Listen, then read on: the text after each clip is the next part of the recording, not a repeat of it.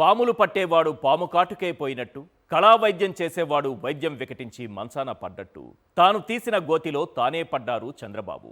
శ్రీవారి లడ్డూల్లో జంతువుల కొవ్వు అని ప్రచారం చేసిన ఆ నోటి నుంచి ఇప్పుడు జంతువుల కొవ్వు అన్న మాట రాకుండా పోయింది. కాకపోతే రసాయనాలు, హార్పిక్ యాసిడ్ అంటున్నారు. అది కూడా మోగబోయే రోజులు దగ్గరలోనే ఉన్నాయి. నిజానికి చంద్రబాబు, పవన్ కళ్యాణ్ శ్రీవారి లడ్డూల పవిత్రతపై దాడి చేసి జంతువుల కొవ్వు కలిపారని ప్రచారం చేశారు.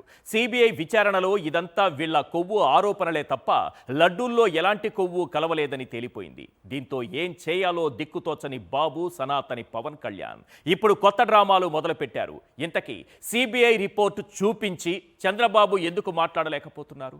ఆ 4 ట్యాంకర్లను తిరిగి లోపలికి తెప్పించింది ఎవరు? మళ్ళీ ఏకసభ్య కమిషన్ పేరుతో ఎందుకు నాటకాలు ఆడుతున్నారు? ఫ్లెక్సీలు, ఏఐ వీడియోలతో ఎందుకు మరింతలా దిగజారుతున్నారు? ఆ ప్రెస్ మీట్లో అందరి మొహాలు ఎందుకలా వాడిపోయాయి? తేల్చేద్దాం గన్ షాట్గా. ఇక సెకండ్ టాపిక్, శ్రీవారి లడ్డూల్లో జంతువుల కొవ్వు కథ అడ్డంగా తిరిగింది.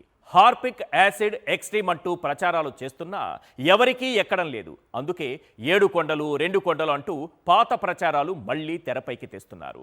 పవన్ కళ్యాణ్ చేతిలో స్క్రిప్ట్ పెట్టి మరీ చంద్రబాబు మాట్లాడిస్తున్నారు.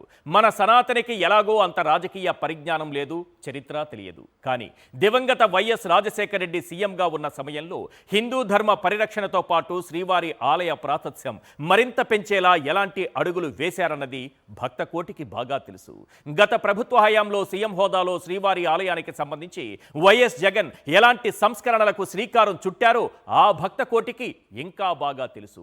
ఇంతకీ ఆలయాల విషయంలో ధర్మద్రోహం ఎవరిది? పవిత్రమైన హిందూ దేవాలయాలను నెట్టనిలువునా కూల్చిందెవరు? తిరుమల పవిత్రతను కాపాడిందెవరు? తేల్చేద్దాం గన్ షాట్గా.